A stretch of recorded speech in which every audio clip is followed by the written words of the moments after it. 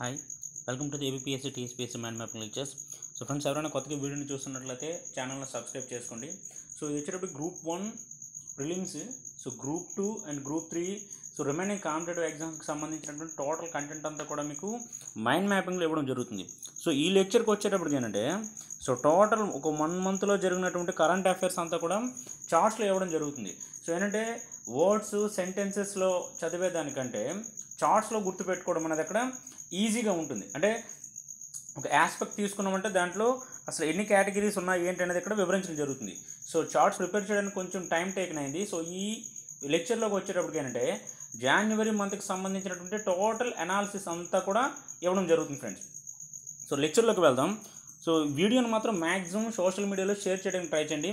ఎందుకంటే ఇంటి దగ్గర మనకి ప్రిపేర్ అవుతుండే వాళ్ళు, అంటే కోచింగ్ సెంటర్కి వెళ్లకుండా రూమ్స్లో లైబ్రరీలో చదువుకునే వాళ్ళకి ఇటువంటివి మోస్ట్ యూస్ఫుల్గా ఉంటుంది. సో లెక్చర్లోకి వెళ్దాం.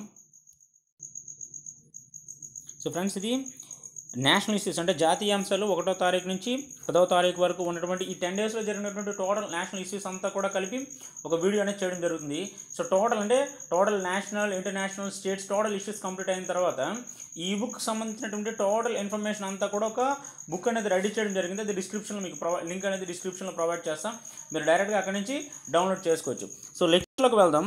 సో మొట్టమొదటిగా ఎగ్జామ్ ఓరియంటేషన్లో ఇంపార్టెంట్ అనేది, సో 106వ ఇండియన్ సైన్స్ కాంగ్రెస్ అనేది మనకి ఎక్కడ జరిగింది, వాటి యొక్క థీమ్ ఏంటి, ఆ ఆస్పెక్ట్లో ఎటువంటి బిట్స్ మనకు వచ్చే అవకాశం ఉంటుంది.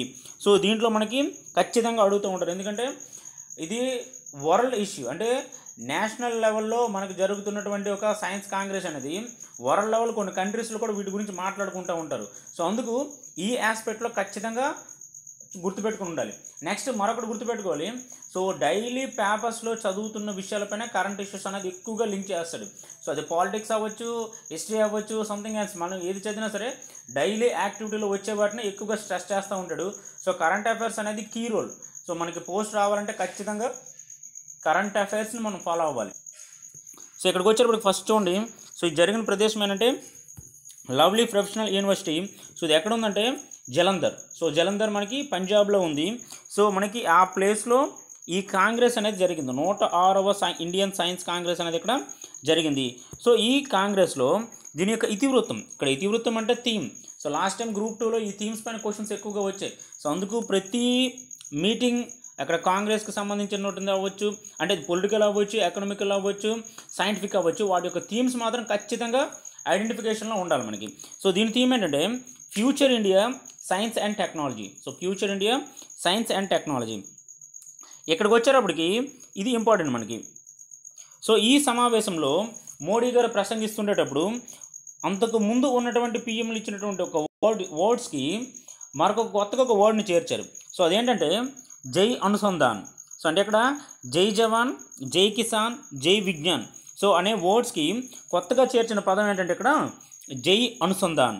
సో ఇక్కడ జై జవాన్ అండ్ జై కిసాన్ అనే పదం లాల్ బహదూర్ శాస్త్రి గారు ఇస్తే, ఇక్కడ దీనికి జై విజ్ఞాన్ అనే పదాన్ని చేర్చింది ఎవరంటే వాజ్పేయి.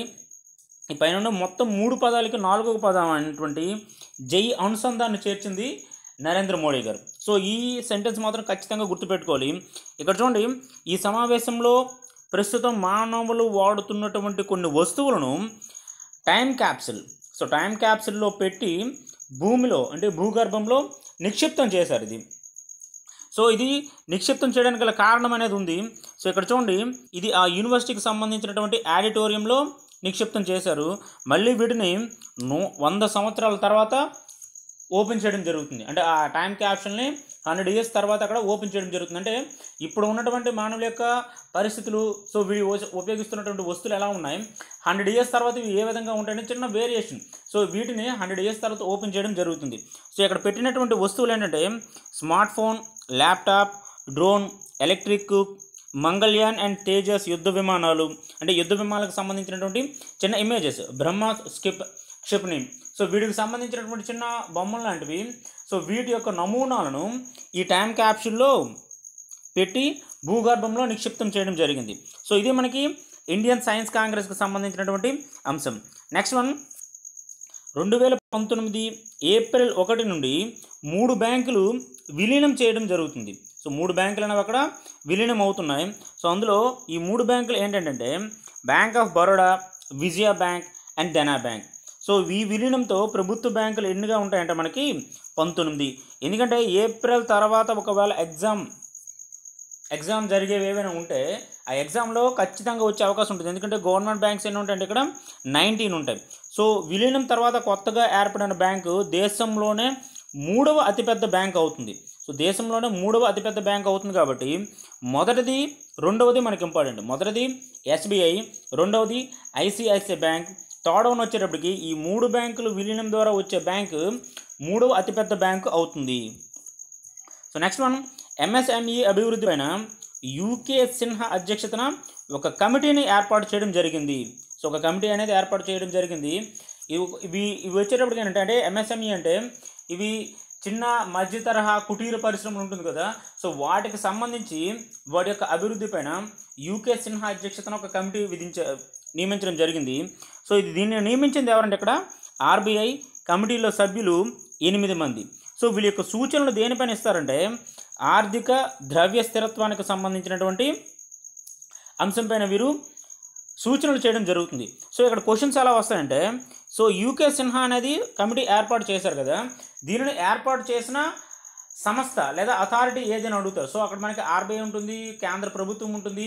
ఇక్కడ యూకే సిన్హా వచ్చింది కాబట్టి అది సెబీ అవ్వచ్చు లేదా ఏదైనా బ్యాంక్ గురించి అని అవ్వచ్చు. బట్ ఏంటంటే ఇక్కడ ఎంఎస్ఎంఈకి సంబంధించి అంటే మధ్య తరహా చిన్న కుటీర పరిశ్రమలు వీటికి వచ్చేటప్పటికి ఏంటంటే ఖచ్చితంగా ఒకటే గుర్తుపెట్టుకోవాలి, ఆర్బీఐ అనేది అపాయింట్ చేసినటువంటి కమిటీ. సో ఇక్కడ మొత్తం దేశం నుంచి ఉన్న ఎగుమతుల్లో ఈ చిన్న కుటీర మధ్య తరహా పరిశ్రమల యొక్క వాటా 40%గా ఉంటుంది. తయారీ రంగంలో అయితే వీటి వాటా 45%. సో ఇక్కడికి వచ్చేటప్పటికి ఆల్రెడీ చెప్పాం, ఇక్కడ యూకే సిన్హా అంతకుముందు అంటే ఇతను యాక్చువల్గా రిటైర్ అయ్యారు. సో అంతకుముందు ఇతను ఏ విధంగా వర్క్ చేశారంటే సెబీ చైర్మన్గా, సెక్యూరిటీ అండ్ ఎక్స్చేంజ్ బోర్డు ఉన్నది కదా మనకి, సో ఆ బోర్డు యొక్క చైర్మన్గా ఇతను వర్క్ చేయడం జరిగింది. So next one, centre of excellence అనేది ఏర్పాటు చేయడం జరిగింది. అంటే సెంటర్ ఆఫ్ ఎక్సలెన్స్. సో ఇది దేనికోసం అంటే చమురు, గ్యాస్, ఇంధన రంగాలలో పరిశోధన మరియు ప్రమాణాల కోసం సెంటర్ ఆఫ్ ఎక్సలెన్స్ అనేది ఏర్పాటు చేయడం జరిగింది. సో ఇక్కడికి వచ్చేటప్పటికి పెట్రోలియం మంత్రి ఎవరంటే ఇక్కడ ధర్మేంద్ర ప్రధాన్. సో ఇక్కడ వచ్చేటప్పటికి మంత్రులు కూడా మనం గుర్తుపెట్టుకోవాలి. సో ఇక్కడ ఇంధన రంగాలు, చమురు, గ్యాస్ అని వచ్చింది కాబట్టి ఖచ్చితంగా ఆ మంత్రిత్వ శాఖ ఎవరి ఆధీనంలో ఉంటుందనేది కూడా ఇక్కడ గుర్తుపెట్టుకోవాలి. నెక్స్ట్, శబరిమల ఆలయంలోకి మొదటిసారిగా 2 మహిళలు ప్రవేశించడం జరిగింది. సో ఇక్కడ మహిళల పేర్లు వచ్చేటప్పటికి కనకదుర్గ మరియు బిందు. సో ఇక్కడికి వచ్చేటప్పటికి ఈ ఆస్పెక్ట్ మనకి ఇంపార్టెంట్. ఇక్కడ చూడండి ఫస్ట్, సో ఋతుస్రావాన్ని కారణంగా చూపి 10 నుంచి 50 సంవత్సరాల మధ్య ఉన్నటువంటి మహిళలను ఆలయంలోకి అనుమతించేవారు కాదు. సో శబరిమలలో ఉన్నటువంటి అయ్యప్ప స్వామి ఆలయంలోకి అనుమతించేవారు కాదు. వీటిపైన సుప్రీంకోర్టులో కేసు అనేది మనకు రన్ అయింది. సో ఇక్కడికి వచ్చేటప్పటికి ఈ కేసు ఏ ఆర్టికల్కు వ్యతిరేకంగా సుప్రీంకోర్టు ప్రస్తావించిందంటే అధికరణ 25 మరియు 26. సో వీటికి వ్యతిరేకంగా ఉందని 2018 సెప్టెంబర్ 28న తీర్పు అనేది ఇవ్వడం జరిగింది. సో దీని ప్రకారం మహిళలు కూడా ఆలయంలోకి ప్రవేశించవచ్చు అనేది వాళ్ళ యొక్క అభిప్రాయం. సో నెక్స్ట్ వన్, దేశంలోనే అతిపెద్ద mutual fund company HDFC. So HDFC mutual fund అనేది అక్కడ దేశంలోనే అతిపెద్ద మ్యూచువల్ ఫండ్ కంపెనీగా ఏర్పాటైంది. 2వ స్థానంలో ఐసిఐసిఐ అనేది ఉన్నది. సో నెక్స్ట్ వన్, ఈ నివేదికను ప్రచురించినటువంటిది ఎవరు అంటే ఇక్కడ association of mutual funds in India. So ఈ నివేదిక అనేది విడుదల చేయడం జరిగింది. సో నెక్స్ట్ వన్, ఇది మనకి ఇంపార్టెంట్ చూడండి. సో పరారీలో ఉన్న ఆర్థిక నేరస్తునిగా గుర్తింపు పొందిన మొదటి వ్యాపారవేత్త ఎవరంటే విజయ్ మాల్యా. సో మొదటి వ్యాపారవేత్త అది పరారీలో ఉన్నటువంటి ఆర్థిక నేరస్తునిగా గుర్తింపు పొందినది విజయ్ మాల్యా. సో ఇతను దేశంలో మొత్తం 9,000 కోట్ల రుణాలు అతను కట్టకుండా దేశం నుంచి పారిపోయాడు అతను. సో ఈ గుర్తింపు వలన ఏంటంటే మాల్యా ఆస్తులను అంటే టోటల్గా ఆస్తులను ఏంటంటే ప్రభుత్వం తన అండర్లోకి తీసుకోవడం జరిగింది. ఇలా తీసుకోవడానికి ప్రభుత్వం అనేది 2018లో ఒక చట్టం చేసింది, అది రుణ ఎగవేతదారుల చట్టం 2018. సో దీని ప్రకారం వాళ్ళ యొక్క ఆస్తులను గవర్నమెంట్ టేక్ ఓవర్ చేసుకోవడం జరుగుతుంది. సో ఇక్కడ ఇవి చట్టం పైన పెట్టించే అవకాశం ఉంటుంది. So next one, Koel Karo Mandal ప్రాజెక్టును మోడీ గారు జనవరి 5న శంకుస్థాపన చేయడం జరిగింది. ఇది జార్ఖండ్లో ఉంది. దీనివల్ల లబ్ధి పొందే రాష్ట్రాలు ఏంటంటే ఇక్కడ జార్ఖండ్ మరియు బీహార్. సో ఈ 2 రాష్ట్రాలు కూడా సంయుక్తంగా ఈ ప్రాజెక్టును నిర్మిస్తున్నాయి. సో నెక్స్ట్ వన్, ఈబీసీలకు 10% రిజర్వేషన్లకు కేంద్రం ఆమోదించింది. సో ఇక్కడికి వచ్చేటప్పటికి ఇటువంటి వాటిపైన మనకి కరెంట్ ఇష్యూస్ ఇవి ఒక పక్కన కరెంట్ అఫైర్స్ ఉంటుంది, మరొక పక్కన పొలిటికల్ ఇష్యూస్కి కూడా ఇవి రావడం జరుగుతుంది. సో మొట్టమొదటిగా అసలు ఈబీసీ అంటే ఎకనామికల్ బ్యాక్వర్డ్ క్యాస్ట్. సో వీళ్ళకి కూడా 10% రిజర్వేషన్ అనేది మోడీ గవర్నమెంట్ అనౌన్స్ చేసింది. ఇటువంటి ప్రతిపాదన మనకి ఎప్పటి నుంచి ఉందంటే 1991లో పివి నరసింహారావు గారు గవర్నమెంట్ ఉండేటప్పుడే సో వీళ్ళకి 10% రిజర్వేషన్ ఇవ్వాలని ప్రయత్నం చేశారు, కానీ అది సక్సెస్ కాలేదు. సో తర్వాత జాతీయ ఆర్థికంగా వెనుకబడిన తరగతుల కమిషన్ 2006లో ఏర్పాటు చేయడం జరిగింది. ఈ కమిషన్ యొక్క చైర్మన్ ఎస్ఆర్ సిన్హా, సభ్యుడు మహేందర్ సింగ్. సో వీళ్ళేంటంటే ఈ కమిషన్ 2010లో నివేదికనిచ్చింది. ఈ చైర్మన్ పేరు మనకి ఇంపార్టెంట్. సో 2010లో రిపోర్ట్ అనేది ఇవ్వడం జరిగింది.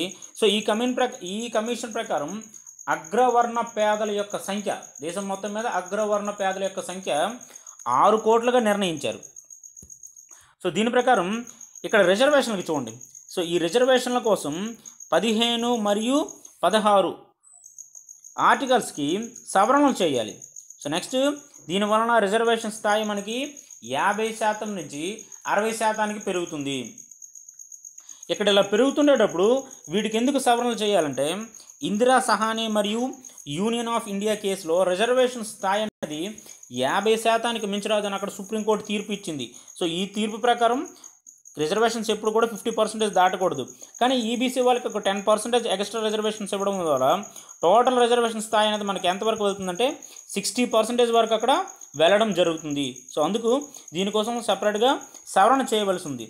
నెక్స్ట్ ఇక్కడ ఈబీసీ అనే పదం మొదటిగా doctor B R Ambedkar post matric scholarship for EBC అనే పథకంలో వాడడం జరిగింది.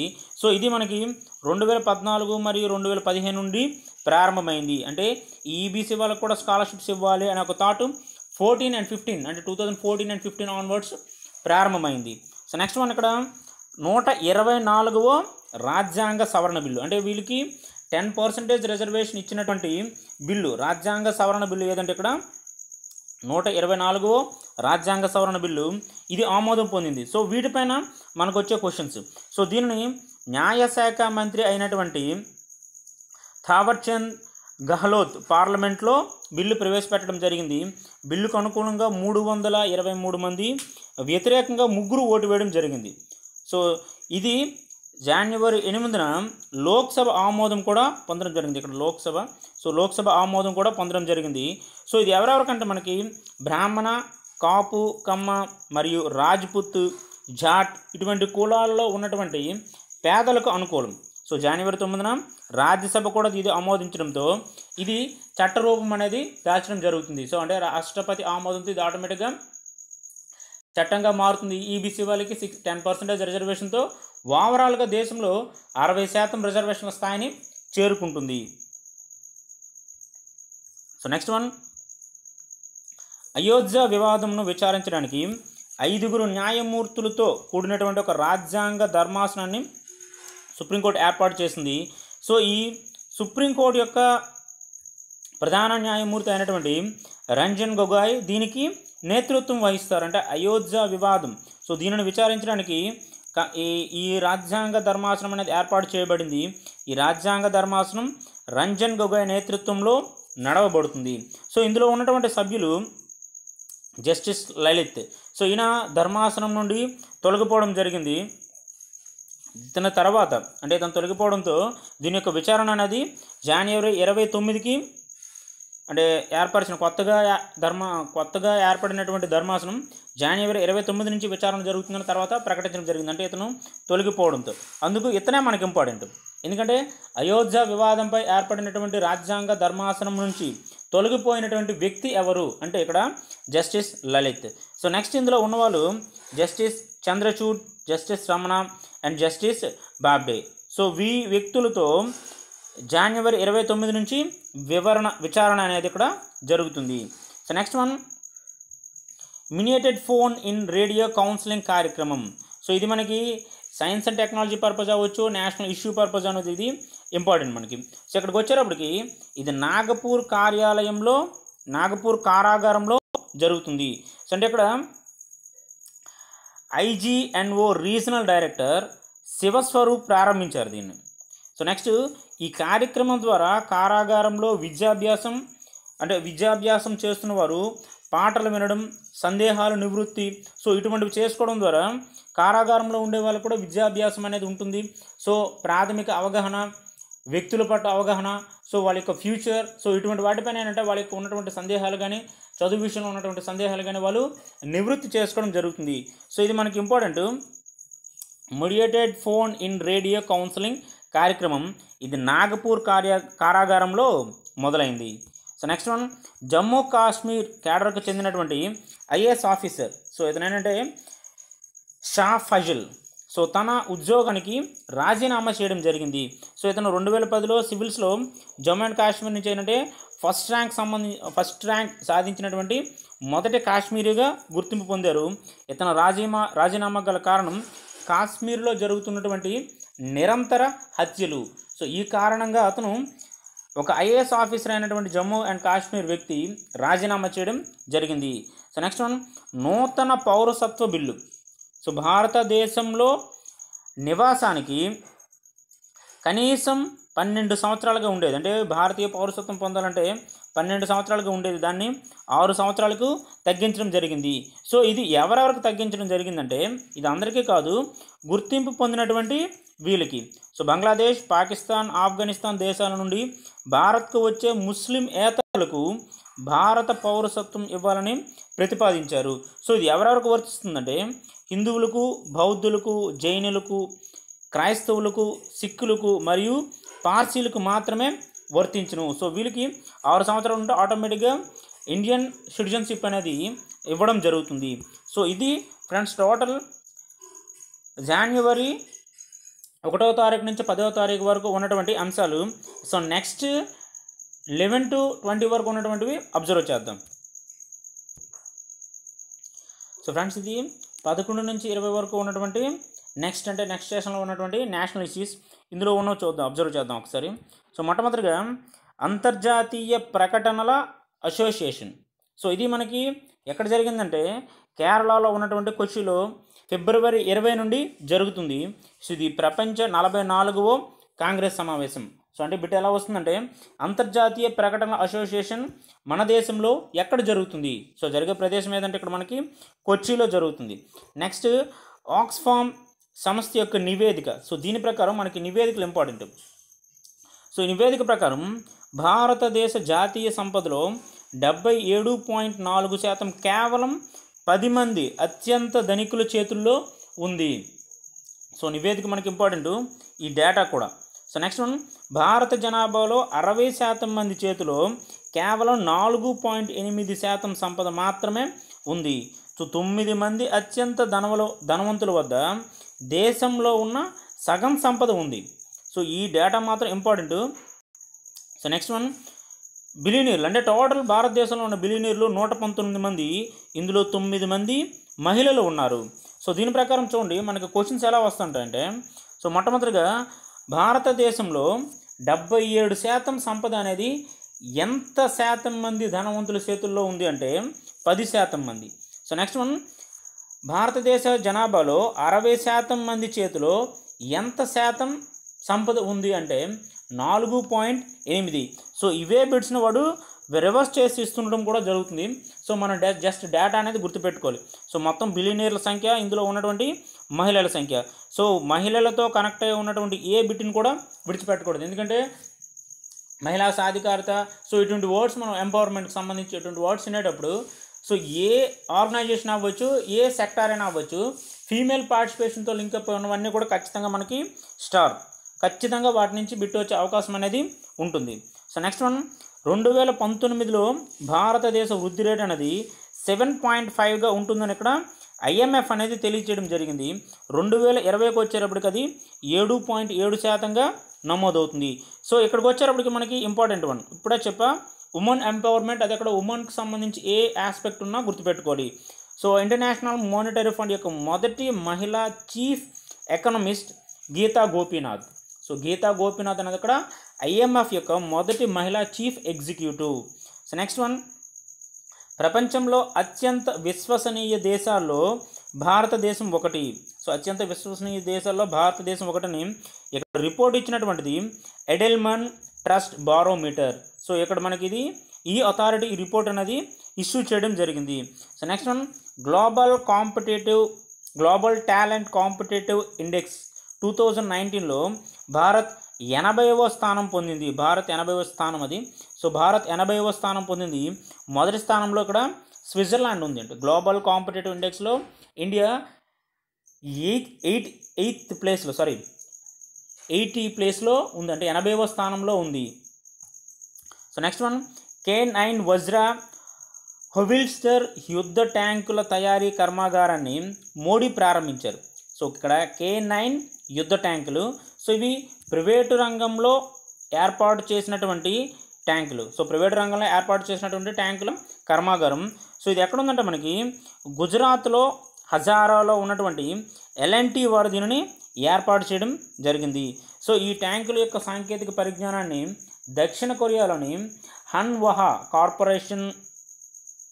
కార్పొరేషన్తో ఒప్పందం చేసుకున్నారు. అంటే సింపుల్గా వాళ్ళ యొక్క టెక్నాలజీని మనం కొంటున్నాం. సో దక్షిణ కొరియా దేశం నుంచి దిగుమతి చేసుకున్నటువంటి టెక్నాలజీ ద్వారా మనం ఈ K9 యుద్ధ ట్యాంకులను తయారు చేస్తున్నాం. So next one, national museum of Indian సినిమాను మోడీ గారు ముంబైలో ప్రారంభించారు. So national museum of Indian cinema, అది జస్ట్ మ్యూజియం. సో ఇది మనకి మోడీ గారు ముంబైలో ప్రారంభించడం జరిగింది. సో నెక్స్ట్ వన్, జల్లికట్టుకు గిన్నీస్ వరల్డ్ రికార్డ్ అనేది ఇక్కడ గుర్తింపు పొందింది. సో జల్లికట్టుకి ఇక్కడ గిన్నీస్ వరల్డ్ రికార్డ్ అనేది వచ్చింది. ఇది తమిళనాడులో ఉన్నటువంటి పుదుకోట్లై జిల్లాలో విఠాలిమలై సోలో జనవరి 21న జరిగింది. సో దీనిలో ఇక్కడికి వచ్చేటప్పటికి గిన్నీస్ వరల్డ్ రికార్డ్ అంటే ఎక్కువ మంది పార్టిసిపేషన్ జరుగుతూ ఉండడం, వీటిపైన ఆధారంగా చేసుకుని దీనికి ఇక్కడ గిన్నీస్ వరల్డ్ రికార్డ్ అనేది ఇవ్వడం జరిగింది. సో దీనిలో 1354 ఎద్దులను 424 మంది అదుపు చేయడానికి పోటీ పడ్డారు. అంటే ఈ ఇన్సిడెంట్ జరిగిన ప్లేస్లో వరల్డ్ రికార్డ్ ఇవ్వడానికి ఇది ఒక ప్రధాన కారణం. సో నెక్స్ట్ వన్, తమిళనాడు రక్షణ పరిశ్రమల కారిడార్. సో ఇక్కడ రక్షణ పరిశ్రమల కారిడార్ అనేది ఇక్కడ నిర్మలా సీతారామన్, రక్షణ శాఖ మంత్రి అయినటువంటి నిర్మలా సీతారామన్ గారు అక్కడ ప్రారంభించడం జరిగింది. ఈ కారిడార్లో చెన్నై, సేలం, హుస్సార్, కోయంబత్తూర్, తిరుచిరాపల్లి మొదలగునవి ఉన్నాయి ఇందులో. సో ఇటువంటి రక్షణ పరికరాల కారిడార్ ఉత్తరప్రదేశ్లో ఉన్నటువంటి అలీగఢ్లో ఒకటి ఉంది, మళ్ళీ ఇక్కడ తమిళనాడులో ఒకటి ప్రారంభించడం జరిగింది. సో ఇక్కడ ఋతుస్రావ వయసులో ఉన్నటువంటి 51 మంది శబరిమలను దర్శించుకున్నట్లు కేరళ ప్రభుత్వం తెలిపింది. సో అంతకుముందే మనం తెలుసుకున్నాం. సో జస్ట్ 2 మెంబర్స్ మాత్రమే ఆలయ దర్శనం చేసుకున్నట్లుగా మనకి తెలిసింది. కానీ మొత్తం ప్రభుత్వం యొక్క అధికారిక అనౌన్స్మెంట్ ప్రకారం, అధికారికంగా చెప్పిన దాని ప్రకారం 51 మంది శబరిమలను దర్శించుకున్నారు. సో నెక్స్ట్ వన్, సులభతర వాణిజ్యంలో భారతదేశానికి 77వ స్థానంలో ఉంది. సో 77వ స్థానంలో ఉంది. ఇది వైబ్రెంట్ గుజరాత్ సదస్సులో వీటిని అనౌన్స్ చేయడం జరిగింది. సో సులభతర వాణిజ్యంలో టాప్ 50లో ఉండటమే భారత లక్ష్యమని మోడీ ఈ సదస్సులో తెలియజేశారు. ఈ సదస్సు ఎక్కడ జరిగిందంటే గాంధీనగర్లో జరిగింది. సో సులభతర వాణిజ్యంలో భారతదేశం 77వ స్థానంలో ఉంది. కానీ ప్రెసిడెంట్ ఉన్నటువంటి బీజేపీ ప్రభుత్వం యొక్క టార్గెట్ ఏంటంటే టాప్ 50లో ఉండడం. సో టాప్ 50లో ఉండడం అనేది గవర్నమెంట్ యొక్క టార్గెట్. క్వశ్చన్లుగా అడగచ్చు, భారతదేశం అనేది సులభతర వాణిజ్యంలో 77వ స్థానంలో ఉంటే బీజేపీ ప్రభుత్వం లేదా ఎన్డీఏ ప్రభుత్వం యొక్క లక్ష్యం ఏంటి దీనిలో? సో ఏంటంటే టాప్ 50లో ఉండడం అనేది గవర్నమెంట్ యొక్క ఎయిమ్. సో నెక్స్ట్ వన్, ఒడిశాలో సునేత్ర అనే పథకం అనేది అమలు చేశారు. సో ఇది ఎటువంటిదంటే మనకి తెలంగాణలో అమలైనటువంటి కంటి వెలుగు దీనికి స్ఫూర్తి. So next one, times higher ఎడ్యుకేషన్లో 49 భారతీయ యూనివర్సిటీలకు టాప్ 200లో స్థానం లభించింది. టాప్ 200లో ఈ భారతీయ యూనివర్సిటీలు కూడా ఉన్నాయి. సో 14వ స్థానంలో Indian institute of science, so బెంగళూరుకి స్థానం. 27వ స్థానంలో ఐఐటి బొంబాయి. ఈ అంటే మన ఇండియా నుంచి టాప్లో ఉన్నటువంటి క్యాంపస్లు ఇవి. సో నెక్స్ట్ అత్యధికంగా చైనా దేశానికి చెందినటువంటి 72 యూనివర్సిటీలకు దీనిలో స్థానం లభించింది. సో భారతదేశం నుంచి 49 అయితే చైనా నుంచి 72 ఉన్నాయి. సో నెక్స్ట్ ఇక్కడ గాంధీ పురస్కారం. సో గాంధీ పురస్కారం మొత్తం 4 సంవత్సరాల కాలానికి ప్రకటించడం జరిగింది 2015 నుండి 2018 వరకు. సో 2015కి వచ్చేటప్పటికి వివేకానంద ఇతనిది కన్యాకుమారి, 2016కి వచ్చేటప్పటికి అక్షయ పాత్ర ఫౌండేషన్, నెక్స్ట్ సులభ ఇంటర్నేషనల్, సో వీళ్ళకి ప్రకటించడం జరిగింది. 2017కి వచ్చేటప్పటికి యాకై అభియాన్ ట్రస్ట్ వీళ్ళకి ప్రకటించడం జరిగింది. 2018కి వచ్చేటప్పటికి యోహి ససకావా, సో ఇతనికి ప్రకటించడం జరిగింది. సో ఇక్కడ మనకి ఇంపార్టెంట్ ఏంటంటే అక్షయ పాత్ర మరియు సులభ ఇంటర్నేషనల్ మధ్యాహ్న భోజన పథకాన్ని ఇక్కడ అక్షయ పాత్ర నిర్వహిస్తుంది. సో పాకి పనివారి కోసం విముక్తి కల్పించిన వాళ్ళకి, సో వారి కోసం అంటే ఆ పని చేస్తున్నటువంటి వ్యక్తుల్ని విముక్తి కలిగించినందుకు ఈ సులభ్ ఇంటర్నేషనల్కి అవార్డు రావడం జరిగింది. సో ఇక్కడ 2018కి వచ్చినప్పటికీ యోహి ససకావాకు వచ్చేటప్పటికి ఇతను WHO సౌరాష్ట్ర రాయబారి. సో ఇతను కుష్టి వ్యాధి నిర్మూలన కోసం పనిచేయడం జరిగింది. సో ఈ పురస్కారానికి వచ్చేటప్పటికి ₹1 కోటి ప్రైజ్ మనీ ఇవ్వడం జరుగుతుంది. సో ₹1 కోటి ప్రైజ్ మనీ అనేది ఇందులో ఇవ్వడం జరుగుతుంది. సో నెక్స్ట్ ఇక్కడ 100 మంది ప్రపంచ అత్యుత్తమ ఆలోచన పరుల జాబితా 2019లో ముఖేష్ అంబానీ గారికి చోటు దక్కింది. సో ఇక్కడికి వచ్చేటప్పటికి ఈ జాబితాను విడుదల చేసింది ఎవరంటే ఇక్కడ ఫారెన్ పాలసీ పబ్లికేషన్స్ వారు ఈ జాబితాను విడుదల చేయడం జరిగింది. సో ఎగ్జామ్ ఓరియంటేషన్లో ఇది మనకి most important one. So next one ఇక్కడ మోడీ గారికి ఫిలిప్ కోట్లార్ అవార్డు అనేది ఇక్కడ రావడం జరిగింది. సో విశిష్ట నాయకత్వంలో దేశాన్ని నడిపిస్తున్నందుకు, నెక్స్ట్ ప్రజలు, లాభం, భూమి అనే అంశాల ప్రాతిపదికన ప్రతిభ చూపిన నేతలకు ఈ అవార్డు ఇవ్వడం జరుగుతుంది. ఇక్కడ ఫిలిప్ని మోడర్న్ మార్కెటింగ్ పితామహుడుగా పేర్కొంటారు. సో ఇక్కడ ఫిలిప్ అంటే ఇక్కడ మోడర్న్ మార్కెటింగ్ పితామహుడుగా ఇతను ప్రొఫెసర్గా వర్క్ చేస్తున్నాడు. సో పితామహుడుగా పేర్కొంటారు. సో నెక్స్ట్ వన్ ఇక్కడ అర్ధ కుంభమేళాగా యూపీలో ఉన్నటువంటి ప్రయాగ్రాజ్. సో ప్రయాగ్రాజ్లో ఇది త్రివేణి సంగమం వద్ద ప్రారంభమైంది. సో ఏంటి ప్రారంభమైందంటే ఇక్కడ అర్ధ కుంభమేళా. సో ఈ సందర్భంగా తాత్కాలికంగా ఏర్పాటు చేసినటువంటి నగరం కుంభనగరి. సో కుంభనగరి, సో ఇది ప్రపంచంలోన అతిపెద్ద తాత్కాలిక నగరం. సో ఇది గంగా నది తీరాన 32,000 హెక్టార్లలో ఏర్పాటు చేయడం జరిగింది. సో ఇటువంటి వాటిపైన ఎక్కువ స్ట్రెస్ చేస్తూ ఉంటారు. సో గుర్తుపెట్టుకోలేదు ఇది కుంభనగరి అనేది. సో నెక్స్ట్ 124వ రాజ్యాంగ సవరణ చట్టం.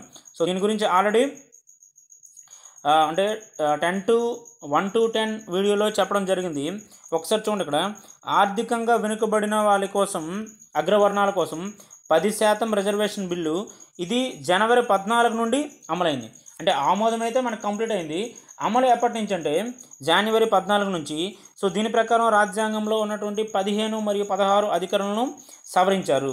సో ఈ చట్టాన్ని అమలు చేసినటువంటి మొట్టమొదటి రాష్ట్రం గుజరాత్. సో ఈ చట్టాన్ని అమలు చేసిన మొట్టమొదటి రాష్ట్రం ఇక్కడ గుజరాత్. సో ఇక్కడికి వచ్చేటప్పటికి ఈ 10% రిజర్వేషన్కి ఎవరు అర్హులుగా ఉంటారంటే వ్యక్తిగత మరియు వ్యవసాయ ఆదాయం 8 లక్షల లోపల ఉన్నవారు, నెక్స్ట్ 5 ఎకరాల కంటే తక్కువ భూమి ఉన్నవారు, మరియు 1000 చదరపు అడుగుల కంటే తక్కువ విస్తీర్ణంలో ఇల్లు కలిగి ఉన్నవారు. సో ఇది మళ్ళీ మనకి 2 రకాలుగా ఉంటుంది. నోటిఫైడ్ మున్సిపల్ ప్రాంతంలో 100 చదరపు గజాల ఇల్లు ఉన్నవారు, నాన్ నోటిఫైడ్ మున్సిపల్ ప్రాంతంలో 200 చదరపు గజాల ఇల్లు కలిగి ఉన్నవారు. సో వీళ్ళు ఈ 10% రిజర్వేషన్కి అర్హులుగా ప్రభుత్వం ప్రకటించడం జరిగింది. So next one Guru Gobind Singh 350వ జయంతి.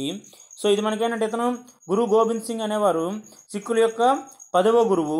సో ఈ యొక్క జయంతి వేడుకలు మనకి అంటే ఈ జయంతి వేడుకల సందర్భంగా ఢిల్లీలో ఉన్నటువంటి మోడీ గారు ఒక నాణ్యాన్ని విడుదల చేశారు. సో ఇది 350 రూపాయల విలువ కలిగినటువంటి నాణ్యం, వెండి నాణ్యాన్ని. సో గురు గోబింద్ సింగ్ స్మారక వెండి నాణ్యాన్ని విడుదల చేయడం జరిగింది. సో నెక్స్ట్ వన్ 15వ ప్రవాస భారతీయ దివాస్.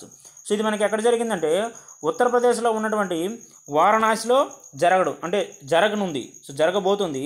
సో ఇది జనవరి 21 నుంచి 23 వరకు జరుగుతుంది. సో దీని యొక్క థీమ్, సో మనకి themes important. So role of Indian diaspora on building new Delhi. So ఇక్కడ మనకి ఇది థీమ్ ఇంపార్టెంట్. నెక్స్ట్ మనం ఇక్కడికి వచ్చేటప్పటికి chief guest Pravind Jugnauth. So ఇతను మారిషస్ యొక్క PM. So Pravind Jugnauth. So special guest Himanshu Gulati. So Himanshu Gulati ఇతను నార్వేకి సంబంధించినటువంటి parliament member. So next guest of honour so Kanwaljit Singh Bakshi. So ఇతను న్యూజిలాండ్కి సంబంధించినటువంటి parliament member. So Kanwaljit Singh Bakshi. So ఇతను న్యూజిలాండ్కి సంబంధించినటువంటి పార్లమెంట్ మెంబర్. సో అసలు ఈ ప్రవాసీ భారతీయ దివాస్, సో ఇది జరపడానికి గల ప్రధానటువంటి కొన్ని అంశాలు. సో దీనిని అటల్ బిహారీ వాజ్పేయి గారు 2003 జనవరి 9న ప్రారంభించడం జరిగింది. సో ఇది జరుపుకోవడానికి గల ప్రధాన కారణం గాంధీజీ 1915లో దక్షిణాఫ్రికా నుండి ఇదే తేదీన ఇండియాకి రావడం జరిగింది. సో దీనిని 2 సంవత్సరాలకు ఒకసారి జరుపుకుంటున్నారు. సో ఇది ఫ్రెండ్స్ టోటల్గా సో 11 to 20 వరకు ఉన్నటువంటి important issues. So next ending 21 to remaining 31 వరకు ఉన్నటువంటివి ఒకసారి అబ్జర్వ్ చేసేద్దాం. సో ఫ్రెండ్స్ ఇది జాతీయ అంశాలకు సంబంధించినటువంటి లాస్ట్ చార్ట్ ఇది. సో ఇది దీంట్లో చూద్దాం ఇంపార్టెంట్వి.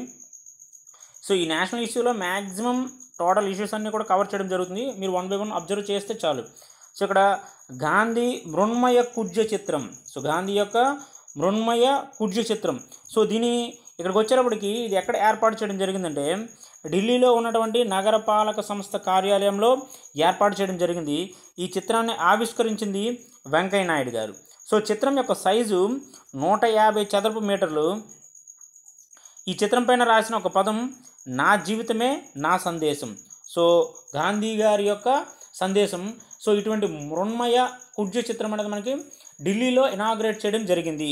సో డైరెక్ట్గా వచ్చే బిట్స్ అండి ఇటువంటివి. సో ఈ కుడ్య చిత్రం గాంధీ గారి కుడ్య చిత్రం ఎక్కడ ఇనాగ్రేట్ చేశారు, సో ఎవరు స్టార్ట్ చేశారు, దీనిలో ఉన్నటువంటి స్లోగన్ ఏంటి, సో ఇటువంటివే వర్డ్స్ మనకి అంటే ఇటువంటి సెంటెన్సెస్ పైన మనకి ఎక్కువగా ఎగ్జామ్లో బిట్స్ వస్తూ ఉంటాయి. సో నెక్స్ట్ వన్ 2017-18కి వచ్చేటప్పటికి వృద్ధి రేటు. సో ఇక్కడికి వచ్చేటప్పటికి వృద్ధి రేటు అంచనా 6.7% ఉంది. ప్రస్తుతం అంటే 2019 నుంచి 20కి వచ్చేటప్పటికి 7.2% ఉంటుందనేది ఇక్కడ అంచనా వేయడం జరిగింది. సో ఈ వృద్ధి రేటును సవరించినటువంటి సంస్థ ఏదంటే ఇక్కడ కేంద్ర గణాంక కార్యాలయం. సో ఇది మనకి భారతదేశంలో ఒక సంవత్సర కాలం ఒక ఆర్థిక సంవత్సరం ఉన్నటువంటి వృద్ధి రేటును నిర్ణయించడం కానీ సవరించడం కానీ చేస్తుంది. సో నెక్స్ట్ వన్ ఇక్కడ ఇది కుంభకోణం అంటే అగస్టా హెలికాప్టర్ల యొక్క కుంభకోణంలో రాజీవ్ సక్సేనా, దీపక్ తల్వార్ను ఈడీ అధికారులు అరెస్ట్ చేయడం జరిగింది. సో ఇక్కడ ఈడీ అంటే ఎన్ఫోర్స్మెంట్ డైరెక్టరీ. సో వీళ్ళు అరెస్ట్ చేయడం జరిగింది. ఈ వర్డ్స్ మనకి ఇంపార్టెంట్. ఈ కుంభకోణంలో దొరికినటువంటి వ్యక్తుల పేర్లు, వీటిపైన క్వశ్చన్స్ వచ్చే అవకాశం అనేది మనకు ఉంటుంది. సో నెక్స్ట్ ఇక్కడ జాతీయ ఉప్పు సత్యాగ్రహ స్మారకం. సో జాతీయ ఉప్పు సత్యాగ్రహ స్మారకం అనేది ఇక్కడ దిండి నవ్సారి జిల్లా గుజరాత్లో మోడీ గారు ప్రారంభించారు జాతీయ ఉప్పు సత్యాగ్రహ స్మారకం. సో నెక్స్ట్ వన్ సో ప్రపంచం యొక్క అవినీతి సూచీలో భారతదేశం 78వ స్థానంలో ఉంది. అవినీతి సూచీలో భారతదేశం 78వ స్థానంలో ఉంది. సో విడుదల చేసినటువంటి సంస్థ ట్రాన్స్పరెన్సీ ఇంటర్నేషనల్ అనే సంస్థ దీనిని విడుదల చేయడం జరిగింది. దీనిలో మొత్తం 100 పాయింట్లకు ఒక స్కోర్తో నివేదిక అనేది విడుదల చేసింది. భారతదేశం 41 పాయింట్లను గెలుచుకుంది, 41 పాయింట్లను పొందింది. సో మొదటి స్థానంలో డెన్మార్క్ 88 పాయింట్లతో స్కోర్ సాధించింది. రెండో స్థానంలో న్యూజిలాండ్ 87 స్కోర్ అనేది సాధించడం జరిగింది. సో మొత్తం స్కోర్ ఇచ్చినటువంటి దేశాలు 180. దీంట్లో ఆఖరి స్థానంలో ఉంది సోమాలియా, దీనికి 10 పాయింట్లు రావడం జరిగింది. సో 2017లో భారత్ యొక్క స్థానం 81, ప్రస్తుతం వచ్చేటప్పటికి అది 78వ స్థానానికి మెరుగుపడింది అని అర్థం. So next one Videocon group యొక్క రుణాల వివాదం.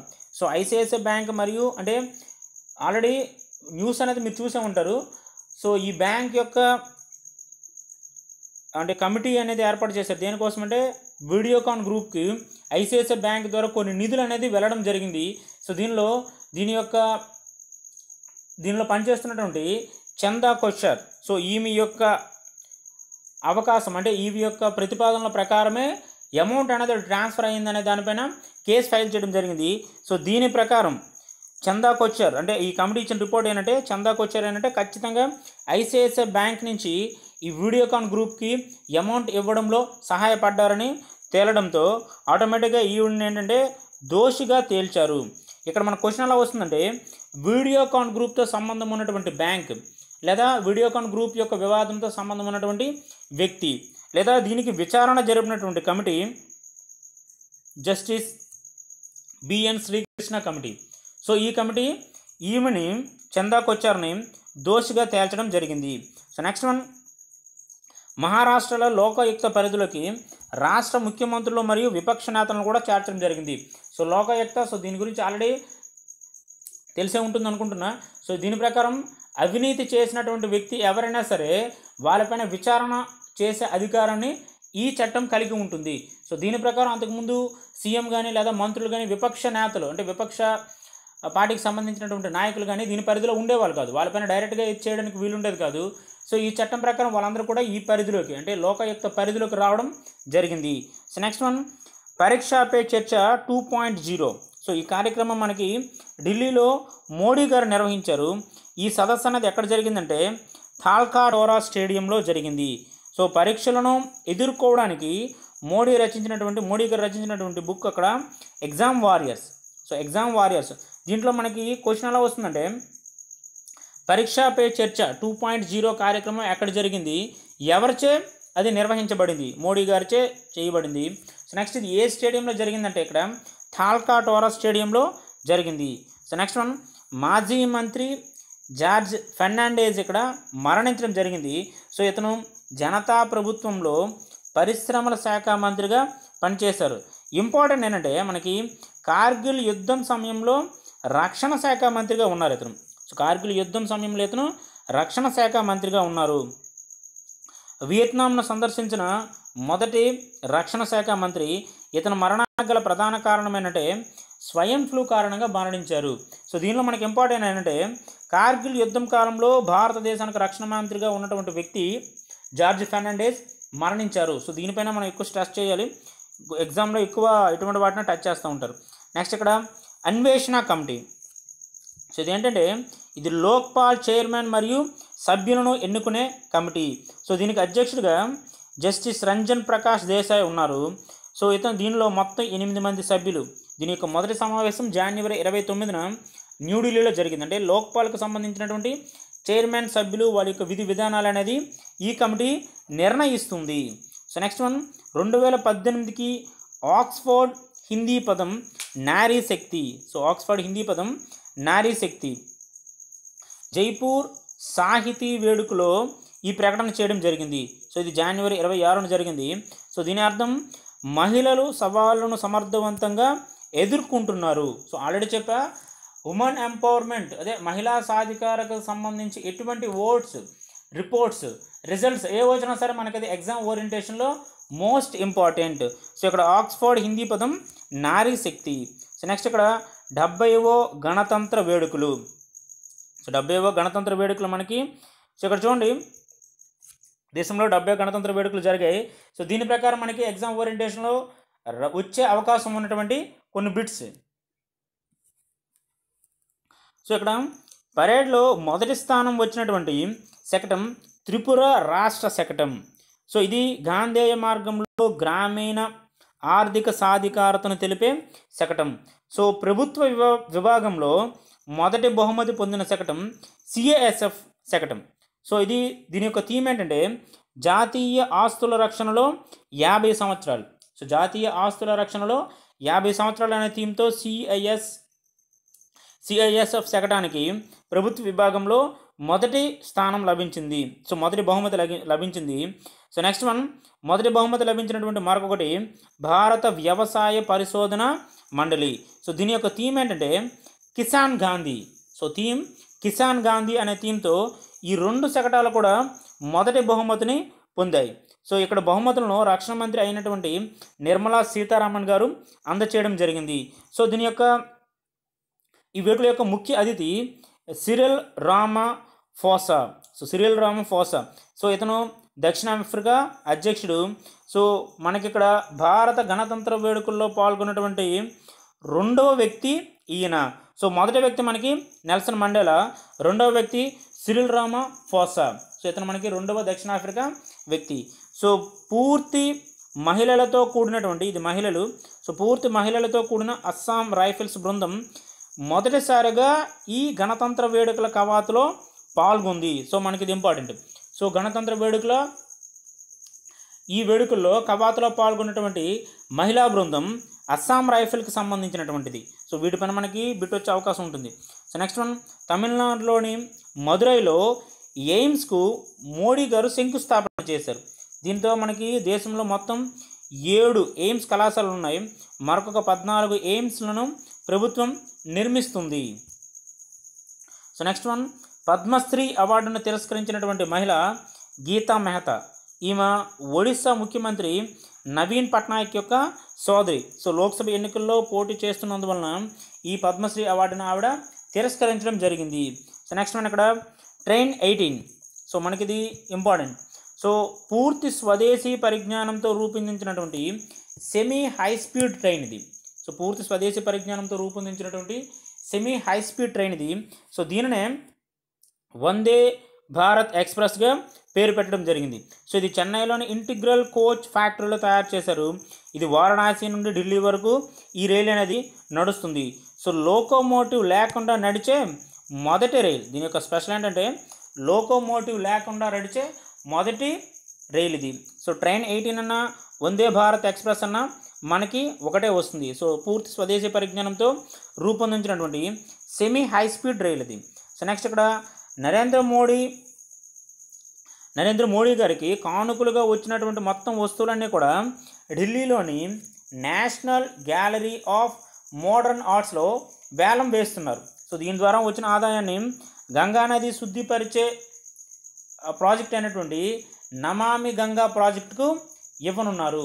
అంటే మోడీ గారు వివిధ దేశాలలో లేదా కార్యక్రమాలకు వెళ్ళినప్పుడు తనకు వచ్చినటువంటి బహుమతులన్నింటినీ కూడా వేలం వేస్తున్నారు. సో ఈ వేలం వేసే ప్రదేశం ఇది. So national gallery of modern arts. So ఇక్కడ వేలం వేయడం జరుగుతుంది. సో దీని ద్వారా వచ్చినటువంటి అమౌంట్ అంతా కూడా నమామి గంగా ప్రాజెక్టుకు ఇవ్వడం జరుగుతుంది. సో నెక్స్ట్ వన్, అయోధ్య భూ వివాదానికి సంబంధించినటువంటి ఒక ధర్మాసనం, కొత్త రాజ్యాంగ ధర్మాసనం ఏర్పాటు చేయబడింది. సో దీని గురించి ఆల్రెడీ చెప్పడం జరిగింది. సో ఇతను సుప్రీంకోర్టు న్యాయమూర్తి అయినటువంటి రంజన్ గొగోయ్ దీనికి అధ్యక్షుడిగా ఉంటారు. సో ఈ ధర్మాసనం నుండి వైదొలిగినటువంటి వ్యక్తి జస్టిస్ యుయు లలిత్. సో ఈయన వైదొలగడం జరిగింది. సో ఎందుకంటే మంత్ ఎండింగ్లో ఈ మీటింగ్ అనేది జరుగుతుందని ఆ టైంలో అనౌన్స్ చేశారు. బట్ ఇంకా అనౌన్స్మెంట్ అనేది పెండింగ్లో ఉంది, అంటే మీటింగ్ అనేది ఇంకా పెండింగ్లో ఉంది. సో స్వచ్ఛ రైల్, సో అత్యంత పరిశుభ్రమైనటువంటి రైలు ఇక్కడ శతాబ్ది ఎక్స్ప్రెస్. ఇది పూణే సికింద్రాబాద్ మధ్య ప్రయాణిస్తుంది. వాయువ్య రైల్వే పరిశుభ్రతలో మొదటి స్థానం పొందింది ఏంటంటే ఇక్కడ జైపూర్ కేంద్రంగా పనిచేస్తుంది. సో జైపూర్ కేంద్రంగా పనిచేస్తున్నటువంటి దీనిలో వాయువ్య రైల్వే అనేది మనకి మొదటి స్థానాన్ని పొందింది. సో జైపూర్ కేంద్రంగా ఉన్నటువంటి వాయువ్య రైల్వే మొత్తం ఈ స్వచ్ఛ రైల్ అనే ప్రోగ్రాంలో ఫస్ట్ ప్లేస్ వచ్చింది.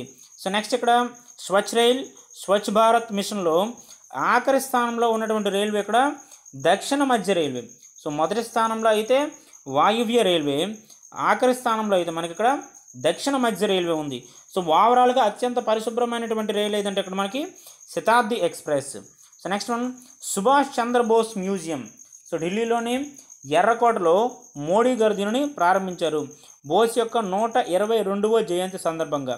దీనితో పాటు మరొక 3 మ్యూజియంలు కూడా ప్రారంభించడం జరిగింది. అది ఇక్కడ చూడండి, ఈ నేమ్సే మనకి ఇంపార్టెంట్. ఇదే జలియన్ మ్యూజియం. సో ఇదే జలియన్ మ్యూజియం, ఇది జలియన్ వాలాబాగ్ మొదటి ప్రపంచ యుద్ధం ఆ సైనికులకు గుర్తుగా నిర్మించడం జరిగింది. దృశ్య కళా మ్యూజియం భారత కళలకు సంబంధించినటువంటిది. సో నెక్స్ట్ వన్, 1857 సంగ్రామ ఘట్టాలకు సంబంధించినటువంటి మ్యూజియం. సో మొత్తం ఇక్కడ 3 మ్యూజియంలు అనేది ప్రారంభించడం జరిగింది.